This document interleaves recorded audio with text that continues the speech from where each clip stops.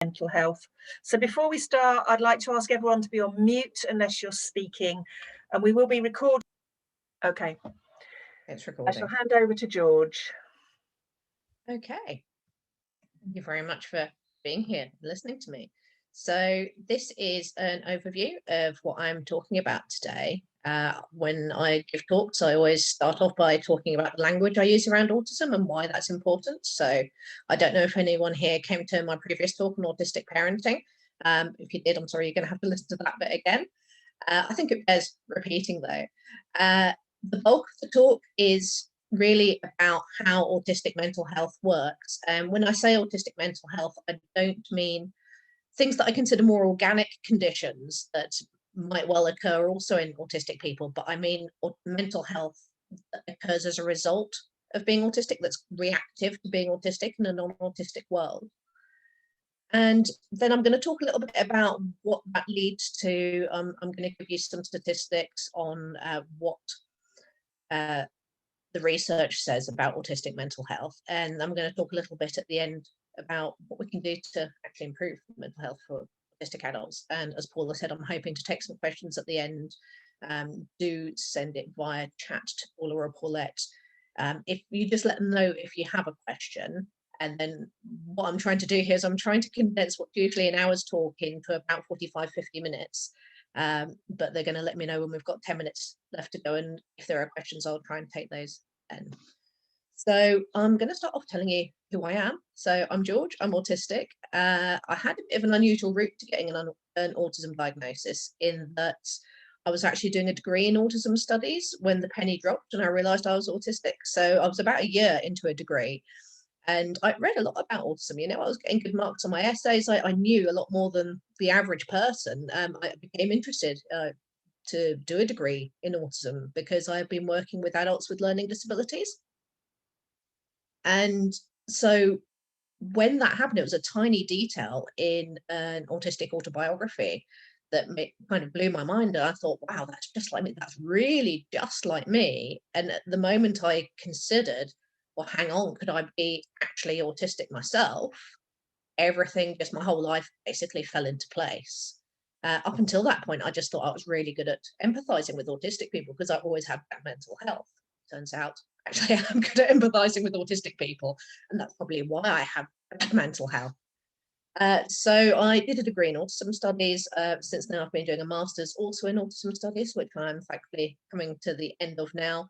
And I'm going to be starting a PhD also on autism. So I'm very happily obsessed with all things autism. I like to thank people for inviting me to speak because I love it. I love talking about all things autism. So that's always a privilege for me. I'm also involved in a lot of other autism related things. So research projects. I'm particularly passionate about participatory research, which is involving autistic people within the research process. So there are some things where I advise researchers on the way that they're conducting autism research. I also teach on a free online autism course, and the link to that and the link to some other things I do is going to be on the last slide. I've got to say, actually, Paula or Paulette, if I email a PDF version of the slides, can that be sent to people if they require it? Yeah. So yeah, at some points in here, there are some links where I've put sort of links to further reading and things like that in. So if people want to access those slides at a later date, you can do that. Okay, so language. I find it quite frustrating that we're still having to say this because I've been saying this for around 8 years now.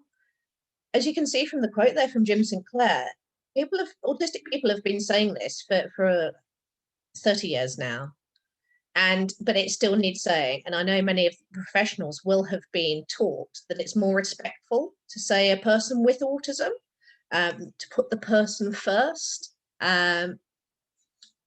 because people often say to me, oh, don't let it define you.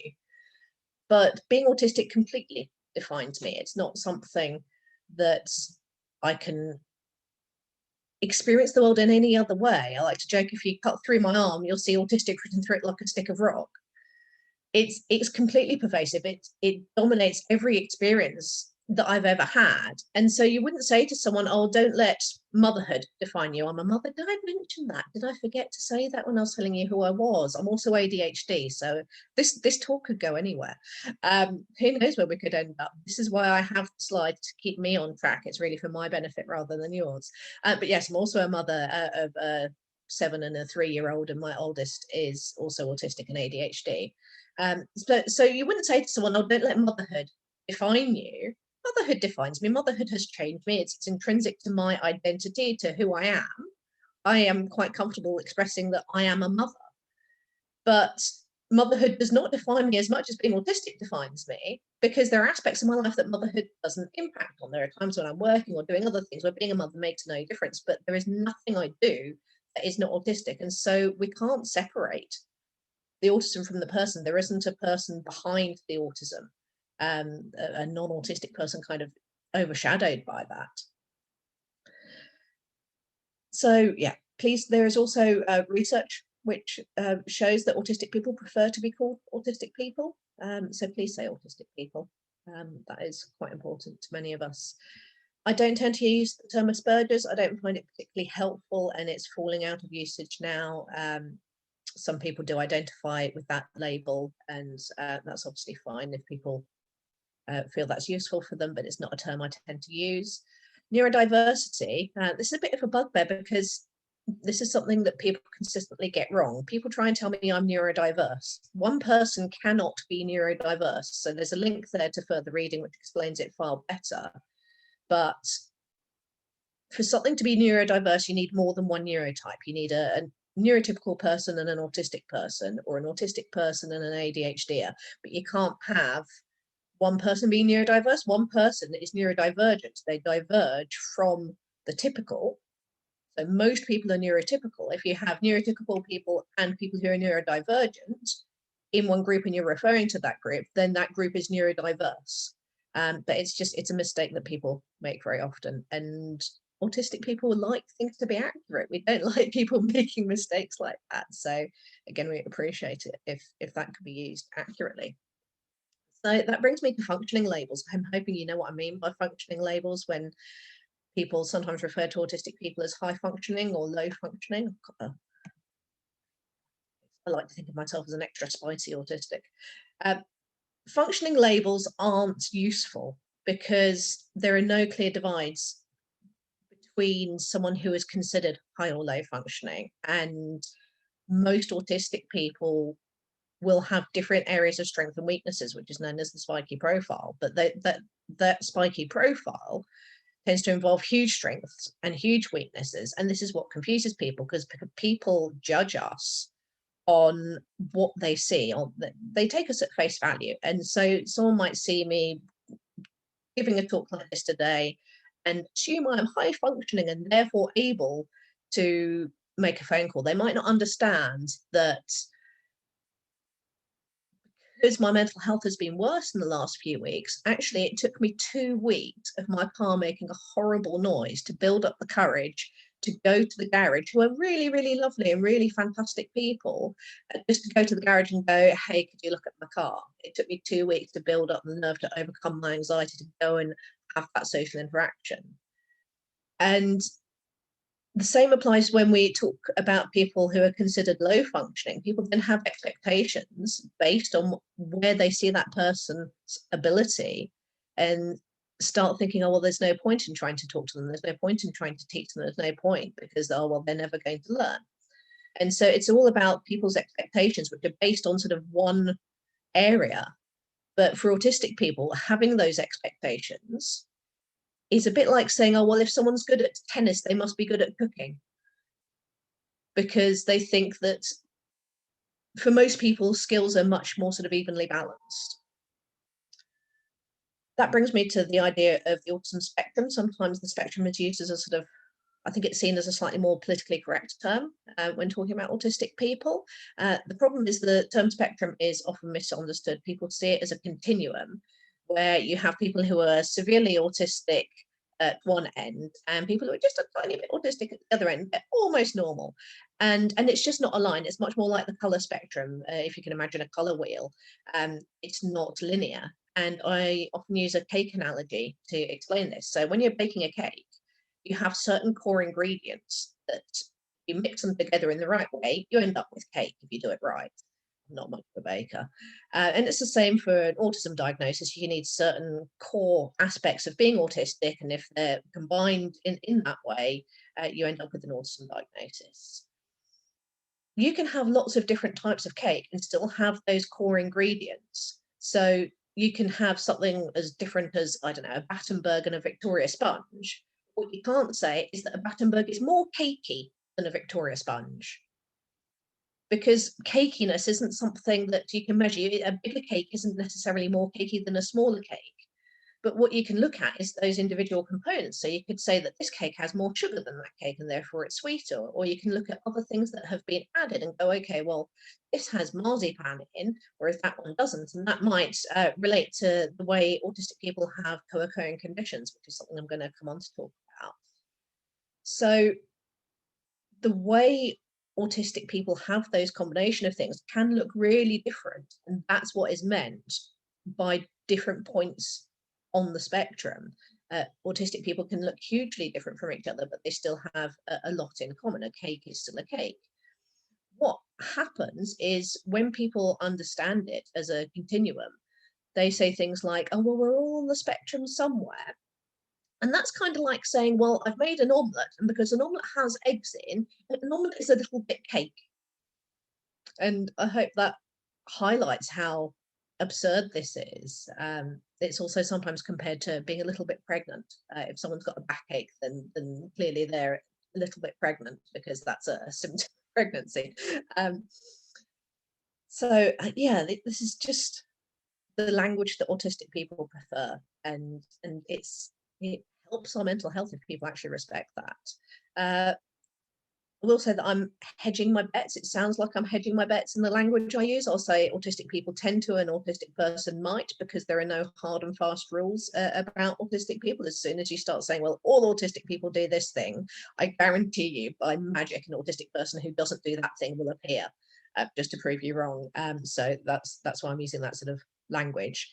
And as I've said, I'm focusing on things like anxiety and depression that happen as a response to being autistic in a non-autistic world. So these are the things that we're told about autism. These are sort of core areas that appear in the diagnostic criteria. When we learn about autism, these are the things that we're told about.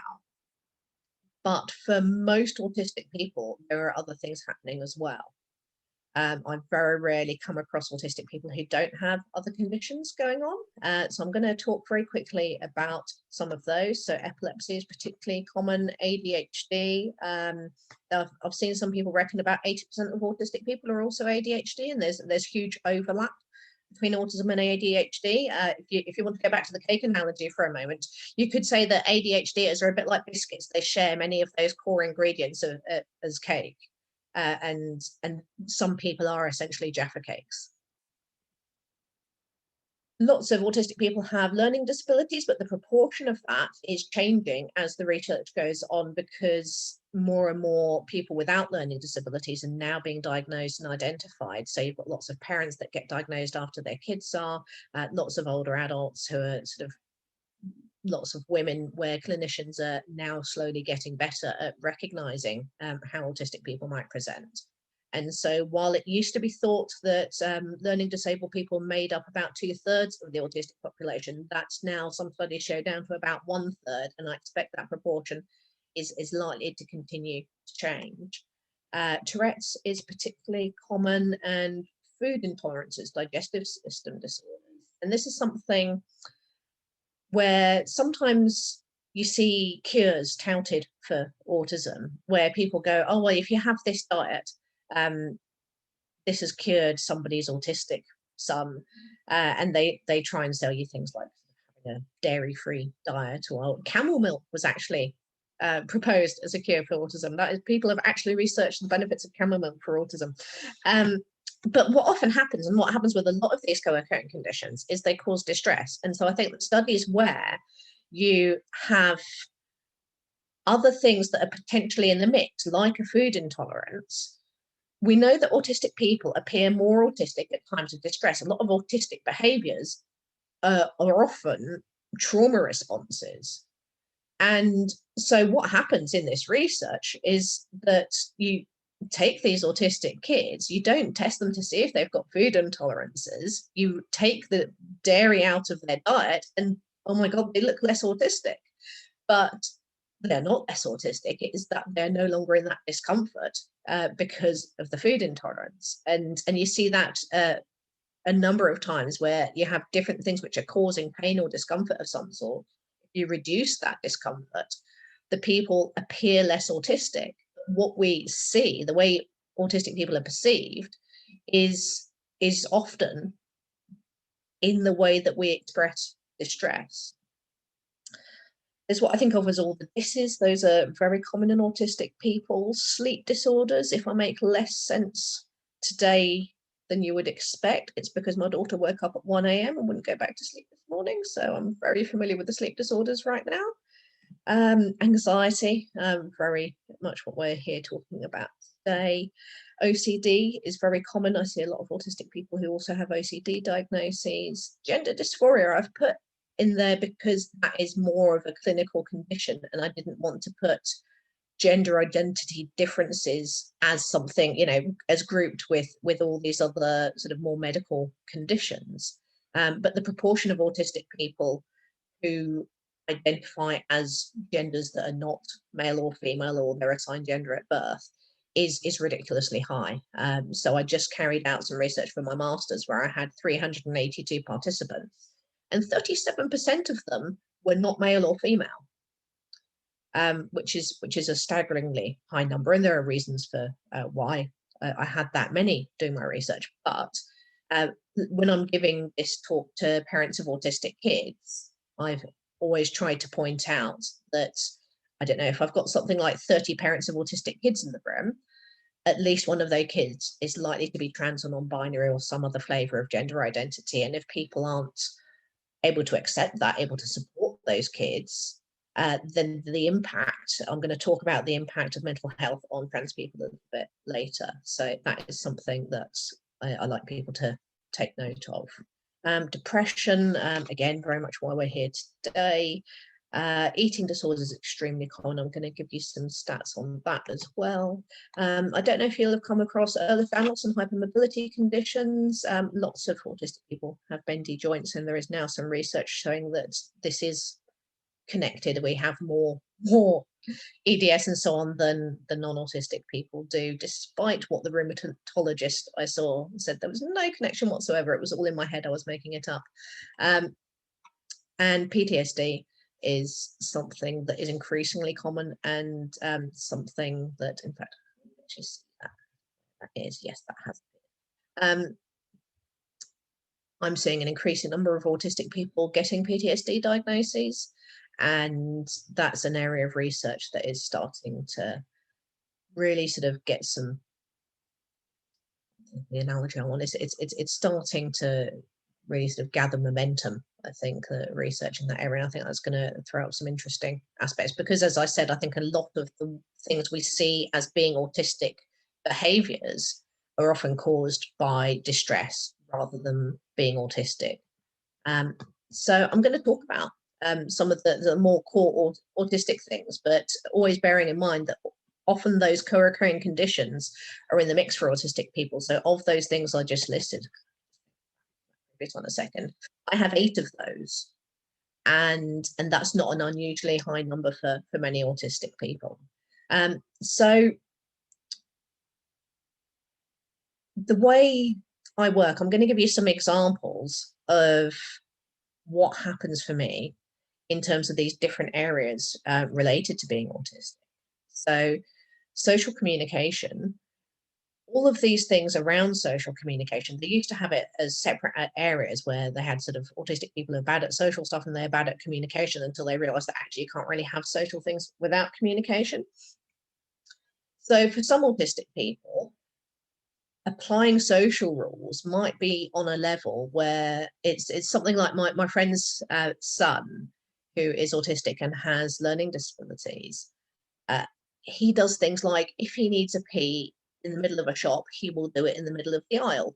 He doesn't have a problem with that. Other people have a problem with that. And I don't think he has really any concept of why that might be breaking a social rule, why it's not acceptable for him to do that. I think as far as he's concerned, he wants to do it, he does it. There's no issue here. People appear and clean up on aisle 3. So for some people, social communication things might be like that. For other autistic people, it might be much more nuanced. I usually give this talk in person, and so in many ways I feel like you guys have kind of got off a bit lucky, because I do like to pick on the neurotypicals a little bit, just a little bit of revenge for all those years of abuse. What I tend to do is, at this point, find the most attractive young man in the room and go, hey, you've been making eye contact with me and smiling. Obviously you fancy me. What do you mean you don't fancy me? How dare you? You've been flirting with me, clearly. And I just like making people quite uncomfortable, because they don't expect me to do that. But trying to navigate things like romantic relationships, that's hard enough for non-autistic people. If you've got an autism diagnosis and you don't necessarily know what's going on in other people's minds, that is just so much harder. So that brings me to executive functioning. I'm hoping you know a bit about what these different aspects of executive functioning are. So we've got things like planning and starting and stopping tasks, and there's a huge overlap in executive functioning with ADHD as well. So I'm doubly bad at executive functioning. It's the skills involved.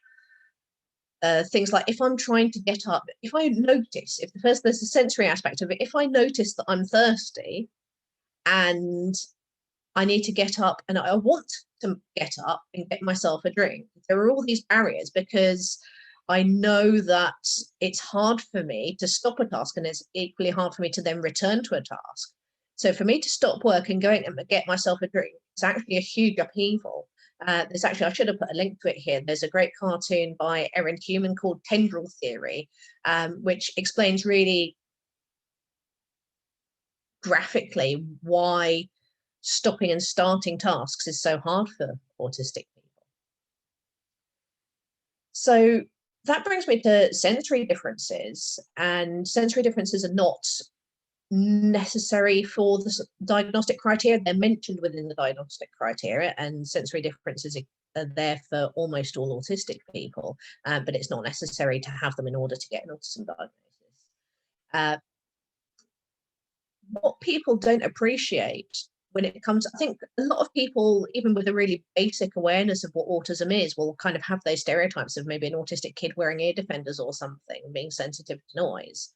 But what most people don't appreciate is the intensity of sensory distress and the impact that can have. So there are actually MRI studies which show that autistic people, when they experience sensory distress, it lights up the same areas of the brain as experiencing physical pain. And that's the best way I can explain it, really, is if there is a sudden loud noise or something like that, for me, the impact is just the same as if someone came and slapped me around the face. That is how it feels. But because it's not socially acceptable for me to respond as if someone's just slapped me around the face, and I don't have the executive functioning skills to kind of think on my feet and adapt to the situation and work out what I should do in the social context and what is appropriate, I then have to mask and fake being okay because I know it's not acceptable for me to respond in a more authentic autistic way. And people often undermine sensory differences. So I remember taking my daughter to school when she was about 5 and explaining to her teacher that she had a meltdown over the way her socks felt. And her teacher empathizing and trying to, I appreciate that this was her trying to be kind, and her teacher saying something like, oh yeah, I hate it when my socks are uncomfortable too. But when non-autistic people say that, or similar things where they're trying to empathize with us. It's a bit like comparing a stubbed toe to a broken leg. There's the difference in the way sensory experiences feel for autistic people. I guarantee you that teacher has never felt suicidal because of the way her socks were uncomfortable. And I should have said at the start, actually, that everything I'm saying should have something of a trigger warning. I'm going to be mentioning suicide a fair bit. I'm not going to be going into any gory details, but things like suicide and self-harm and other things like that are very likely to come up. So people undermine our sensory differences. I remember as a kid, I'm very sensitive to heat, and I would say, I'm too hot, I need to get out of this shop or whatever. And my mum would go, oh, it's not that hot in here. And other people, because they don't experience things in the same way, they undermine how we feel. And the thing is, all of these different aspects of being autistic don't happen individually, they all happen at the same time. And also, don't forget, we've got all those other co-occurring conditions going on, many of them for many of us. And so I'm going to give you an example of what a day for me is like in terms of these different factors of being autistic. So this is a story I've told a few times. It actually happened 5 years ago, where my eldest was a toddler, and I took her to an enormous soft play place where we were meeting up with some friends and taking her to enjoy this soft play. What was I thinking?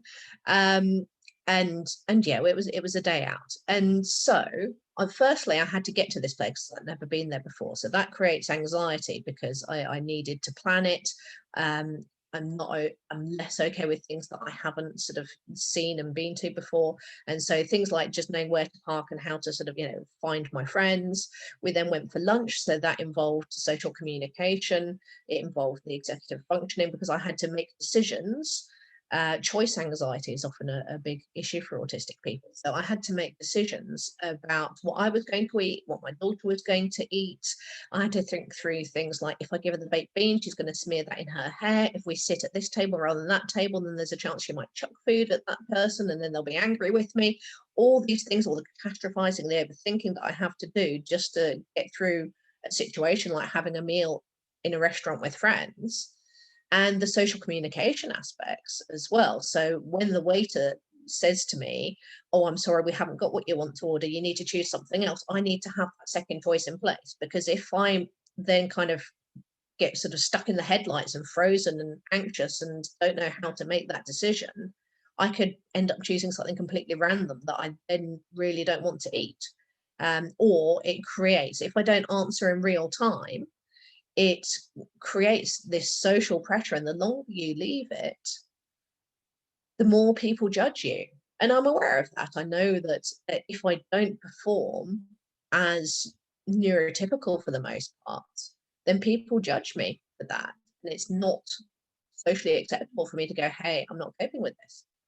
So anyway, on that day, we went and we got through the meal. So we got through all of that. We then went to this soft play place and spent a few hours there, and it was enormous. We got sort of, I don't know if anyone's sort of parents of young kids, they'll appreciate sensory hell of soft play, I think, even if they're not autistic. So you've got all the sort of bright colors and screaming children and all the noise. So I had hours of that, and we had a couple of coffees, and I'm talking to my friends, and they're not autistic, so I'm there trying to sort of make small talk and kind of appear vaguely normal. And so we get to about 4 o'clock in the afternoon, and my friends then said, well, let's go for a coffee. At that point, I was completely frazzled. I was exhausted. I had absolutely nothing left. But because of the whole day's worth of experiences, I didn't have the capacity to think on my feet and respond to that situation and go, oh no, thanks, I'd like to go home now. And so I kind of went, okay, and I went along with them. And because they're nice people, they bought me a coffee that was actually the size of my head, even though I actually didn't want coffee, but because I'd gone into autopilot, I just asked for what I usually have. And then because they bought me this coffee, I then drank it because I felt, well, it would be rude if I didn't. And when I tell this story, sometimes people go, oh, well, everyone does that. So everyone kind of goes along with social expectations that other people have to sort of keep the peace. And while that's true, I don't think people appreciate the extremity of just how awful I was feeling at that point. The last thing I needed was a huge hit of caffeine. I remember driving home afterwards with the worst driving anxiety I've ever had. I don't know if people have experienced driving anxiety. Sometimes I think people get it if they're sort of driving a newborn baby sort of home from the hospital, where you believe that every single car you see is going to ram into you. I was sick. I was really sick as a result of those choices. And the thing is, at any point, you know, these people are my friends. They're lovely people. At any point, I could have said, you know what, I don't feel like a coffee. I'd like to go home. I'm not feeling well. Even when the coffee was right in front of me, I could have said, I'm sorry, I don't feel like drinking it. And they would have been fine with that. They are nice people. But I didn't, because I was completely overwhelmed by all of the other things of that day, and I was not able to make good decisions in that moment. So that's an example of how these things pull together. What all these different things have in common is we're told we're getting it wrong all the time, day in, day out. Everything we do that's autistic, we're blamed for being autistic by a non-autistic society. So I do like this quote from Chris Bonello, where he goes, I have this communication disorder where other people don't say what they mean and I get blamed for it. I think that's horribly apt. So usually at this point in the talk, I give you a rest from my voice. I'm doing okay-ish for time, but because I'm trying to save a bit of time now, I'm not going to show these videos, and it takes the whole aspect of will the link to YouTube work while and transfer to you and so on. It takes all that out of the equation. So I'm just going to tell you a little bit about these videos, and you can come back to those links in the future if you would like to.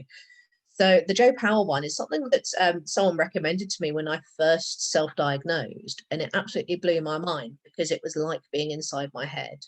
As I said, I do think he's a bit more OCD than the average autistic, but it was eerie just how much it is like my sort of internal narrator, and that's what he does. He just kind of narrates you through a day of what it's like to be autistic.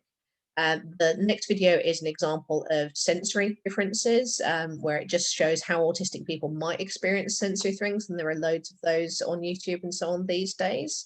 And then the last one is something I use to teach people about executive functioning. So executive functioning, I've seen people describe as like having 12 different sergeant majors shouting different orders at you all at the same time, and you don't know which one to believe. So as a tiny little bit of revenge on the neurotypicals, what I ask them to do when I'm delivering this training usually is an exercise which involves pointing. So I'm going to ask you to use your imaginations a little bit. I'm not going to ask for the audience participation. You're off the hook a little bit compared to my live audiences. But if you can imagine, and any autistic people are completely absolved from needing to do this, but I'd like it if the non-autistic people could think about this and think about how it might make them feel. So what I ask people to do is a simple exercise where they point at things they can see in the room around them. And I give them about 10 seconds to point and out loud name things. So they might sort of point and say chair, ceiling, floor, table, and so on. And I give them about 10 seconds of that. Then I ask them to do the same exercise again, but to say all the things they just said in reverse order while I'm playing them a distracting video, and that's what that link is there. And that link is, I will warn particularly any autistic people that link is to a form of sensory hell. So what I do is I tell people they've got another 10 seconds. They have to then do the pointing and the naming in reverse order, and I play these really horrible distracting noises while they're doing that. And then what I do is I don't give them 10 seconds. I leave them doing it for about 20, maybe 25 seconds. And I will admit to quite enjoying their discomfort, because you see people thinking, what am I doing? What do I have to do here? And you can see that the alarm on their faces because I've lied, and you can see them thinking, well, it wasn't 10 seconds. I'm sure this must be longer than it feels longer than 10 seconds. And this is what people do to autistic people all the time. We say things that we don't mean. And so someone might say, oh, I'll be with you in 2 minutes. And it's then the onus is on the autistic person to understand that it's not a literal 2 minutes. It might be 8 minutes. But somehow we have to infer that knowledge. So having kind of had a bit of a light-hearted time with the pointing, I then talk about more serious aspects. And if anyone wants to know kind of where I've plucked these statistics from, that's something I can always send you links to papers and so on. So autistic people do die younger, on average 16 years younger than non-autistic people, and 30 years younger for autistic people with a learning disability. That's a staggering number, and not all of that is accounted for by other physical conditions that autistic people might have. A lot of that is accounted for by the number of autistic people who commit suicide and other barriers to accessing primary health care. It's often very difficult for us to get to GPs and so on because of those experiences, because of the number of times we've been judged for being autistic. It then makes things that much harder. So 2/3 of autistic adults have considered suicide, 1/3 have planned or attempted suicide, and 15% have made at least one attempt.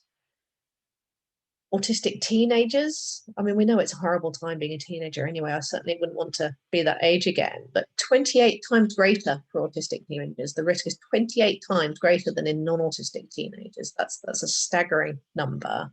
And even autistic children, that study looked at prepubescent children. 14% of autistic children experience suicidal thoughts. We know that the vast majority of autistic people have at least one other mental health condition.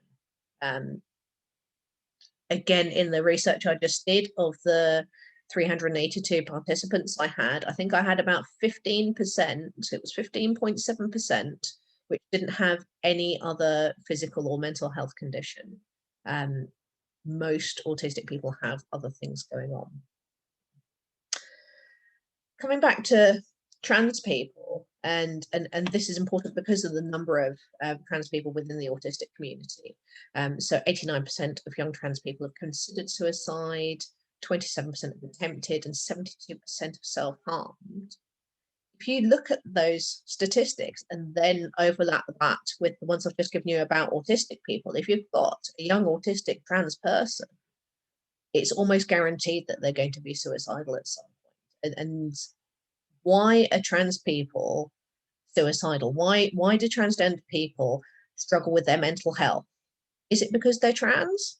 Or is it because of the way society treats them? Is it because of transphobia? Is it because of the lack of acceptance in society? And I would argue that exactly the same principles apply to autistic people. It's that lack of understanding, that lack of acceptance, the judgment that we face day after day that leads to these mental health difficulties. So other researchers found that 50% of autistic people will self-harm at some point, and 40 to 48% of those say they've self-harmed more than 50 times. So this isn't a one-off. This isn't sort of one meltdown where someone sort of hit themselves or something. More than 50 times is a staggering number. And that shows that it's something that's consistent and happening a lot for autistic people. And we know that people who self-harm are more likely to commit suicide. Eating disorders are really common in autistic people. So 35% of autistic people meet criteria for some form of eating disorder. What's actually interesting is if you look at people with eating disorders who aren't recognized as autistic, we just kind of, where they've done research looking at people with eating disorders, 1/3 of women with eating disorders were found to be autistic, even though they hadn't been previously diagnosed.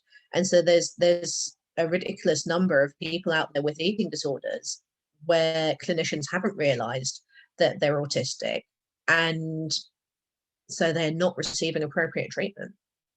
We know that 20% of anorexic people die early because they are anorexic because of related factors. And often eating disorders are associated with something that only happens to women, but research has also shown that autistic men are more likely to have symptoms of eating disorders than non-autistic men.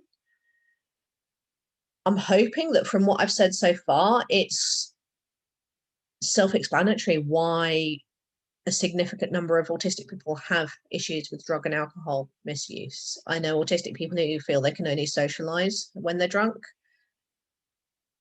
I think it's the same reasons that sort of other groups of people might turn to sort of drugs and alcohol. I think all of these things where we're judged throughout our lives combine. If we've got bad mental health, I think anything that people find that makes them feel that little bit better, it's understandable why people become dependent.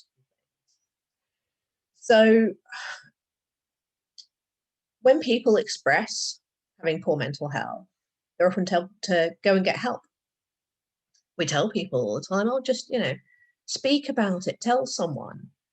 But services, certainly formal professional services for autistic people, are generally dire. So this is some research that was done in Scotland a couple of years ago, which found that 52% of autistic people had had negative experiences of mental health services.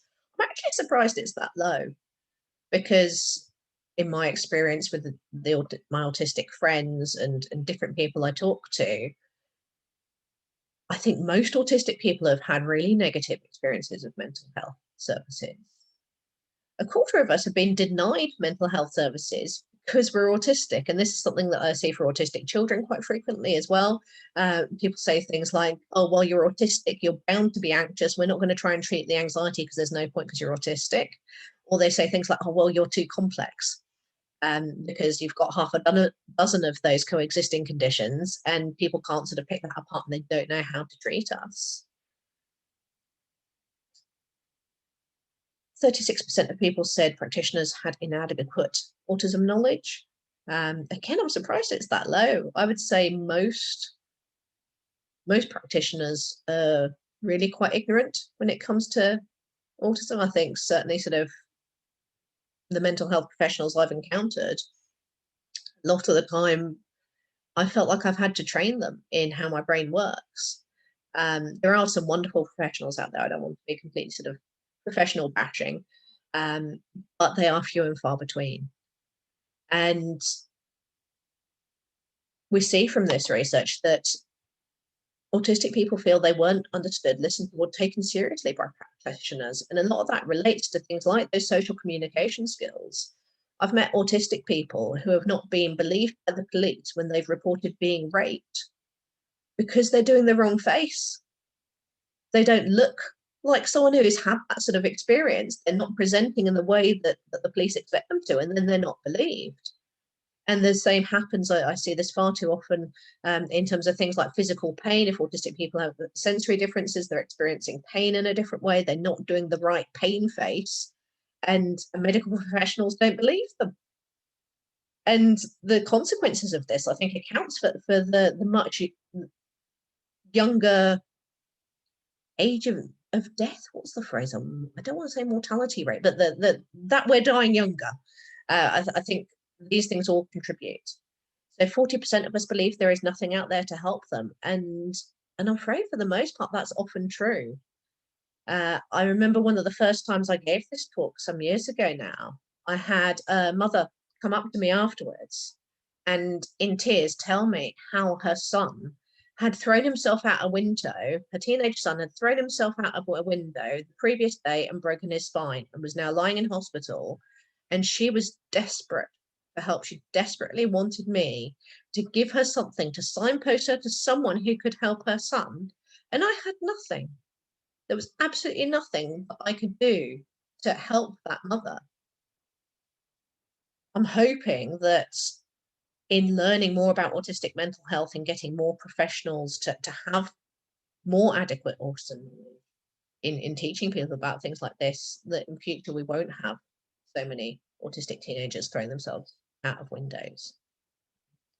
So this is a contingency diagram. It's something psychologists use sometimes to look at the pattern of what's happening. And the things on the left here are the things that we're unlikely to change, particularly the autism-related things. There is nothing we can do. We can teach people social skills. We can teach, we can give people communication devices. We can sort of do things to try and support aspects related to being autistic. And we can also look at things like treating other conditions. But the key part of this diagram that we want to change, that we want other people to change to support autistic people, is to stop telling us how wrong we are all the time. If we can change that aspect, then I don't think being autistic necessarily needs to lead to anxiety and depression. It doesn't need to lead to the meltdowns and the shutdowns, which then feed straight back into being socially inappropriate. But we need other people to support us. That a researcher called Peter Vermeulen said a couple of years ago that the goal shouldn't be to make people less autistic. The goal should be to make people autistically happy. And that is possible. I do see a lot of autistically happy people doing their thing, but we do need people to support us with that. So this brings me to what can we do? What can we do to actually change things, to make things better for autistic people? So I'm going to talk briefly, for time. I'm going to talk briefly about the spell framework. So this is something put together by the National Autistic Society.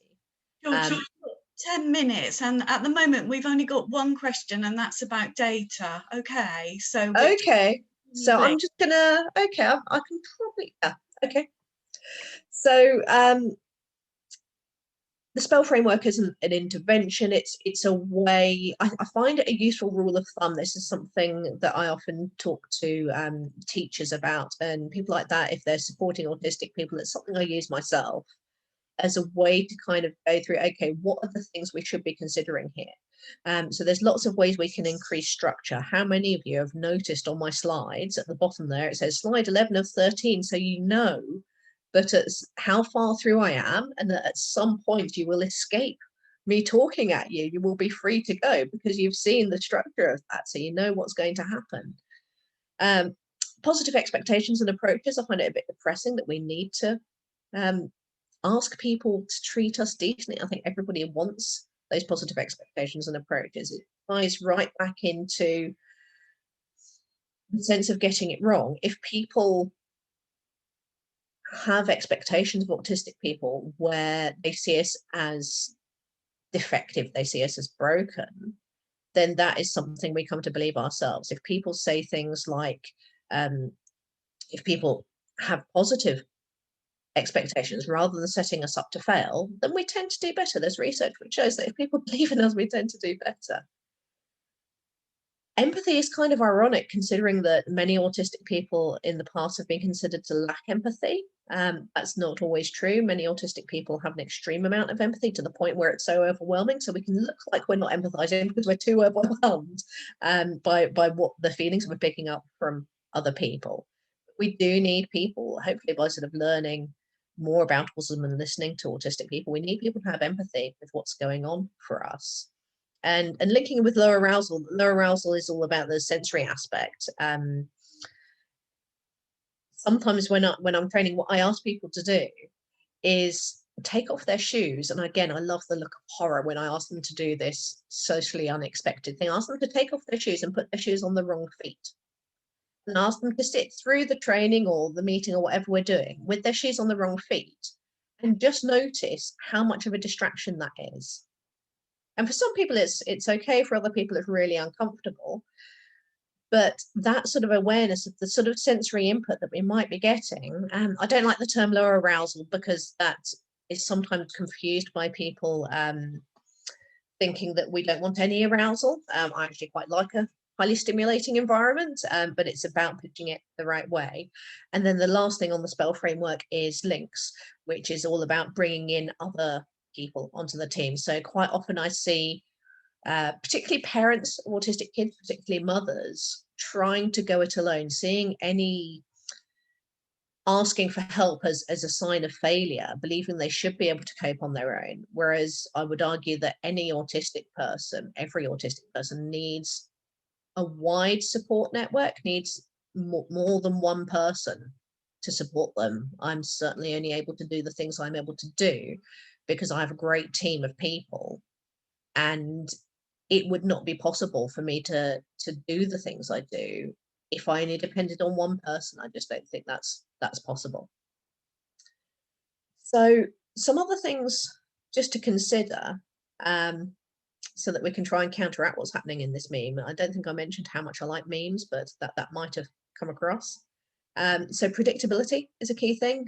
When I'm asked for a sort of quick and dirty sort of hint about what to do to help autistic people, just make things more predictable. We tend to like things to be predictable. So often if I'm giving a talk back in the pre-pandemic days in an actual sort of physical venue, if it's not somewhere I've been before, what I do is I ask the organisers to take a photo of the room that I'm speaking in and send me a photo of that. If I'm meeting a new person, I can ask for a photo of that person. Often a lot of organisations will have photos of staff on their website. Or if I'm going to a new place, I can look on Street View and work out my route. And once I've got that predictability, it massively reduces my anxiety. And we have the technology to do that these days. I think it's really important to use autistic people's strengths. And there is a risk of getting into the whole sort of, well, autistic people's special abilities, the belief that autistic people have these sort of savant skills, which is certainly not true for all of us. But I think using people's strengths, using their passions, using their interests can actually compensate for the hell that we have to go through in the rest of life that often we can't actually change a lot of. But having those good times can be the thing that actually gets us through the harder times. Technology is fantastic. There are so many different ways we can use technology these days in ways that are sort of accessible and affordable for many people. Simple things like I use subtitles on TV all the time because my auditory processing is rubbish, and I notice all the things that I miss hearing because I can read them and it's fine. I use my Fitbit. Other brands of watches are available. I use my Fitbit all the time to see how anxious I am because I can look at my heart rate, currently 76 beats per minute. So I'm actually quite relaxed while doing this. But if I'm anxious, I can look at those numbers and I can take some deep breaths and literally watch the numbers come down. And it gives me a concrete way of visualizing how anxious I am. I think exhaustion is a huge issue and something that we don't talk about enough. I see people getting frustrated when autistic people need a lot of downtime, need to kind of zone out to Netflix for hours or sort of stare at an iPad or whatever. But if you think of things like the day I described to you, the impact of that emotionally, physically, the impact of living life, having to be within a non-autistic world that is not designed for us, is like running a marathon. And if we try and run back-to-back marathons without resting, we burn out. Not the best runner in the world couldn't do that day in, day out. And so often at weekends, we do absolutely nothing because all of us as a family, that's what we need to do. We need to have a pajama day and just veg out and really not really do a lot because we need to reduce those demands. So exhaustion is something for people to consider. Also medication. I know there's often stigma around taking medication, particularly around things like mental health, and people are often afraid of taking medication. There's no medication for autism itself, but all of those other conditions, many of those can be treated in different ways. I will add a sort of note there that many autistic people, I don't think this has been established in the research yet, but anecdotally, many autistic people do have unusual reactions to medication in terms of over-under or over-reactivity. So things like side effects, sometimes people can be really intensely affected by those. So that's something to watch. But medication, I think, is great if we can find ways to reduce some of those background stresses, because a lot of the time, there isn't much we can do to really improve someone's sort of whole life situation because they have to work, or they have to go to school, or they have to sort of live with a family member that really winds them up. There are lots of things that we can't change, but if we look at the things that we can change, hopefully just reducing those overall stresses is something that will make a difference, just give people a little bit more headspace to cope with these. Community, I think, is possibly the most important thing. I would say it's the most important thing for my mental health, having contact with other autistic people who intuitively understand me, so that I can say, oh, I feel this way, and they don't accuse me of overreacting. And it's something that I see on social media all the time, where one autistic person will go, oh, does anyone else do this? And 50 other people go, oh yeah, I did that. I thought I was the only one. And having that validation, having people recognize us and see us and understand something like, you know, if you see something like an autistic person having a meltdown, having other autistic people going, oh, I would have had a meltdown over that too, I totally understand that. That acceptance is the biggest benefit for my mental health, and I think for the mental health of many autistic people, and I'm passionate about, to the point I'm going to be doing a PhD on it. Finally, we need people to have humility. We need people to have the humility to learn, because the hardest thing in the teaching I do is trying to get people to let go of their cast iron beliefs about autism, because they wholeheartedly believe what they've been told, or what they think they've seen, and to get people to let go of that and accept that other truths are available is incredibly hard. And I think that applies to all people, to autistic people as well. I think we all need to accept that we're all learning all the time, rather than thinking we necessarily know it all. So that brings me to the end. I've got some additional information there, but I think we have a couple of minutes left to take questions.